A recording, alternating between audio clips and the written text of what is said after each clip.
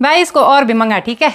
मंगा रखे, तुम्हारे होटल के लिए भी मंगा दी थी परसों। धन्यवाद। यात्रियों का कुछ पता नहीं चलता ना, पता लगा पूरे महीने भर खाली रहा था। हाँ वो भी है। सारे रूम में जितने भी केटल वगैरह, ये जग ग्लास वगैरह थे, मैंने सारे धो लिए हैं। अगर कोई नुकसान हो, लेकिन कुछ नहीं बताते हैं और हमको ये चीज़ें बाद में पता चलती हैं। रूम में तो वाइट बेडशीट देखने में काफ़ी बढ़िया लगती है, मतलब बिल्कुल साफ सुथरा लगता है कमरा। बाकी आज दिन के टाइम पे जितनी तेज धूप हुई ना, उतनी भयंकर बारिश भी होगी। प्रणाम आप सभी को, मैं प्रीति आप सभी का स्वागत करती हूँ मधमेश्वर घाटी के खूबसूरत गिरिया गांव के चौखंबा दर्शन होम स्टे से।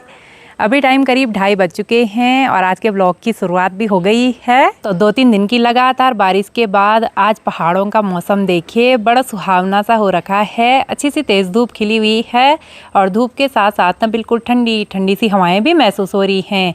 बाकी ठीक सामने पहाड़ियों पे ये जो बादल छाए हुए हैं ना, ये बहुत ही गजब के लग रहे हैं और अभी चौखंबा पर्वत भी बादलों के पीछे ढका हुआ है। अब उत्तराखंड में तो मानसून आ ही चुका है और आज शाम को भी ऐसा लग रहा है कि बारिश आएगी और जैसे ही अभी तेज़ धूप खिली हुई है ना, तो एकदम गर्मी का एहसास हो रहा है। बाकी जैसे ही 2-3 दिन तक लगातार बारिश होती है ना, तो एकदम पहाड़ों का माहौल ना ठंडा हो जाता है भाई। तो लंच करने के बाद भी भाई लगा हुआ है होम स्टे की साफ सफाई के काम पे। और क्या हुआ इस बेडशीट पे? अरे ये कोई गेस्ट ने वो मांगी ना प्रेस, अच्छा आपको जला दी। ये देखो प्रेस का निशान भी है इस पे। हाँ, यहाँ पे कलर भी लग गया, वो निकल ही नहीं रहा है। अरे अब ये खराब है। अब कभी कभी ना रूम में ऐसा नुकसान भी हो जाता है और कुछ गेस्ट तो ना मतलब एकदम से बता देते हैं अगर कोई नुकसान हो, लेकिन कुछ नहीं बताते हैं और हमको ये चीज़ें बाद में पता चलती हैं। तो ये तो बहुत पहले हो गया था ये वाला। अभी भाई बेडशीट बिछाने के लिए लेके गया और ये वाली बेडशीट लेके गया, तो इसको अलग ही रख देते हैं। तो भाई अभी बुरांस रूम को तैयार कर रहा है और साफ सफाई का काम पूरा हो गया यहाँ पे। साफ सफाई कंप्लीट। अच्छा, वो तेरी भाभी ने कर दी। हाँ और मैं लगा हूँ बेडशीट बिछाने पे। चलो बढ़िया। और बेडशीट बिछाने के लिए ना ये जो बेडशीट टकिंग टूल हैं, ये काफ़ी ज़्यादा काम में आते हैं। भाई इसको और भी मंगा, ठीक है? मंगा रखे, तुम्हारे होटल के लिए भी मंगा दी थी परसों। धन्यवाद। कल होम स्टे में तीनों रूम फुल हो रखे थे, तो आज हमको सफाई का काम ज़्यादा बढ़ गया। तीनों रूम की सफाई करनी है, साथ ही सुबह सुबह ना मैंने तीनों रूम की बेडशीट वगैरह, जितने भी टॉवल वगैरह थे रूम में, सारे धो दिए हैं, ऊपर छत में डाल रखे हैं सुखाने के लिए। आज मौसम बढ़िया था तो हमने भी मौसम का फ़ायदा उठा दिया। और अभी यहाँ बरामदे में पोछा वगैरह करना बाकी है। साथ ही यहाँ पे ये जो प्लांट लगाया हुआ है ना, ये बहुत ही सुंदर है भाई। अब इसकी कलम भी लगाएंगे हम। तो अभी मैं आ गई हूँ ऊपर छत में और धूप तो काफ़ी ज़्यादा तेज़ हो रही है भाई। रूम में तो वाइट बेडशीट देखने में काफ़ी बढ़िया लगती है, मतलब बिल्कुल साफ़ सुथरा लगता है कमरा, लेकिन इनको मेंटेन करना भी ना बहुत ज़्यादा टफ है। वाइट बेडशीट पे अगर छोटा सा भी दाग लग जाए ना, तो दूर से ही चमकने लग जाता है। और जैसे ही मैं यहाँ छत में आई ना, तो बिल्कुल ठंडी ठंडी सी हवा महसूस हो रही है अभी।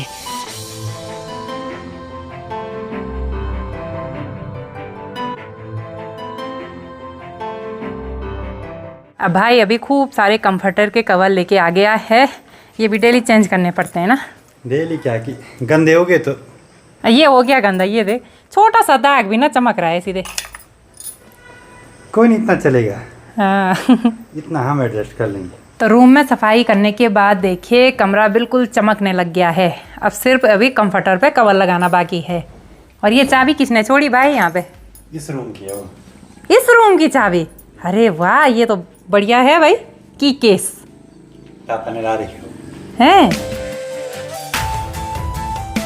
तो भाई और मैंने मिलके यहाँ पे एक कंफर्टर पे तो कवर लगा दिया है और ये रूम भी रेडी हो गया अब आने वाले यात्रियों के लिए। तो फ्योनली रूम के बाद अब है काफल रूम की बारी। और इस पे देखिए जी, 2 काफल तो बिल्कुल लाल लाल भी हो रखे हैं। इस साल तो कहाँ से चखने थे हमने काफल, जब तक यहाँ आए तब तक सारे काफल खत्म हो चुके थे। तो अब इस रूम में भी कंफर्टर पे कवर लगा देते हैं। मुझे नहीं पता था भाई कि इतना टफ होता है कंफर्टर पे कवर लगाना। आप तो एक्सपर्ट हो गए होगे ना। आप तो 1 साल में मैं बहुत कुछ सीख गया। हाँ सीखना ही पड़ेगा। होम स्टे चलाना है तो सारे काम सीखने पड़ेंगे। वैसे तो मैंने भाई को बोला था कि यहाँ पे एक आदमी रख लो साफ सफाई के लिए, लेकिन क्या बोल सकते हैं अब। यात्रियों का कुछ पता नहीं चलता ना, पता लगा पूरे महीने भर खाली रहा था। हाँ वो भी है। अभी हम हैं बुरांस वाले रूम में। यहाँ पे भी कंफर्टर पे कवर लगा दिया है। अब एक रूम में 2 तकिया के कवर कम पड़ रहे थे और उन पे ना प्रेस नहीं हो रखी थी, तो अभी मैंने यहाँ पे एक कवर पे तो प्रेस कर दी है, अब एक कवर बाकी है यहाँ पे। तो चलिए भाई, सारे रूम में जितने भी केटल वगैरह, ये जग ग्लास वगैरह थे, मैंने सारे धो लिए हैं और यहाँ पे धूप में रख दिए हैं सुखाने के लिए। और ये भाई पोचा के नाम पे क्या कर रहा है, यहाँ पे बैठा हुआ है, सिर्फ सब मिलजुल के काम कर रहे हैं। तो ऐसे में काम करने में आसानी हो रही है, मतलब एक पे ही ज़्यादा लोड नहीं पड़ेगा फिर, और कभी भी यहाँ पे मतलब फिर से बुकिंग आ सकती है।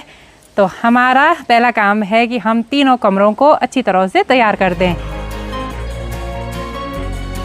तो होम स्टे में साफ़ सफाई का काम भी पूरा हुआ और अचानक से देखिए भाई, चारों तरफ का मौसम भी बदल चुका है। फिर से पहाड़ियों पे काफ़ी नीचे तक बादल छा गए हैं और आसमान में भी देखिए काले काले बादल छाए हुए हैं, तो कभी भी बरस सकते हैं। और ऊपर वाले छत में हमारी बेडशीट वगैरह डाली हुई हैं सुखाने के लिए, तो उनको नीचे लेके आते हैं। पापा मेरे से पहले छत में पहुँचे हुए हैं और धूप के आगे से देखिए बड़ा सा बादल आ गया है भाई, अब धूप होना तो मुश्किल ही है। पापा सो गए? चलिए जी, हमने सारी बेडशीट वगैरह, कंफर्टर के कवर सब फोल्ड कर दिए हैं और पापा जी की बारी है अब उस पर प्रेस करने की ना। अब मैंने पापा जी को बोला है कि जैसे जैसे रूम खाली होते हैं ना, तो जैसे जैसे हम बेडशीट वगैरह धोते हैं तो उन पे वैसे वैसे प्रेस भी करना है, क्योंकि ऐसे में एक ही साथ लोड नहीं पड़ेगा ज़्यादा। बाकी आज दिन के टाइम पे जितनी तेज़ धूप हुई ना, उतनी भयंकर बारिश भी होगी और सामने से बारिश होने भी लग गई है। अभी साइड से तो अभी धूप खिली हुई है और नीला नीला आसमान भी देखने को मिल रहा है। और साथ ही देखिए भाई, ठीक सामने रांची की साइड से वहाँ तो बहुत ही ज़्यादा बारिश होने लग गई है। अब टाइम भी करीब 6:30 हो गए हैं। साथ ही थोड़ा बहुत मौसम बारिश आने के लिए हुआ, लेकिन बारिश सिर्फ वहाँ तक आई, यहाँ तो आई ही नहीं, यहाँ सिर्फ बूंदाबांदी हुई। साथ ही अभी चौखंबा पर्वत भी बादलों के पीछे ढक चुका है फिर से। और अभी माँ और भाभी चले गए हैं ठीक सामने वाले खेत में, तो अब मैं भी वहाँ पे चल लेती हूँ माँ और भाभी के साथ। अब कुछ दिन पहले माँ ने यहाँ खेत में जो धान की पौध सारी लगाई थी, वो भी अच्छी तरह से सारी लग चुकी हैं। अब माँ भी यहाँ खेत में लगी हुई है घास निकालने पे। अब माँ खाली कल परवाड़ी गाय को चारा पत्ती देने के लिए जाएगी, मतलब घास नहीं निकालना पड़ेगा, क्योंकि आज शाम को हम यहाँ से घास निकाल देंगे। अब भाभी यहाँ पे भारी लगाने लग गई है, तो आज हम भी देखते हैं भाभी का भारी लगाने का सगोर कैसा है। भारी तिरछी लगेगी कि सीधी लगेगी? भाभी कैसे लगेगी भारी? पहले ही पता नहीं।